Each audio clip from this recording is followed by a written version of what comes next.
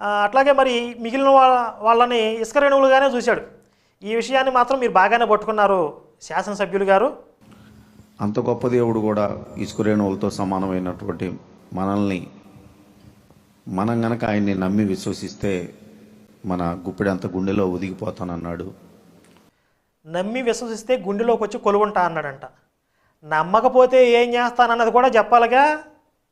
నమ్మకపోతే నీకు కుష్టు, గజ్జి, తెగుళ్ళు అన్నీ రప్పిస్తా, మీ పంట చేలు నాశనం చేస్తా, మీ పిల్లల్ని చంపేస్తా, మీ భార్యల్ని పక్కింటోడికి అప్పగిస్తా, ఇవన్నీ కూడా చెప్పాడు. మరి దేవుడు ఎట్లా చెప్తాడా, ఎట్లా చెప్పినవాడు దేవుడు అవుతాడా అన్నది మన విచక్షణ జ్ఞానాన్ని బట్టి మనం స్పష్టత తెచ్చుకోవాలి.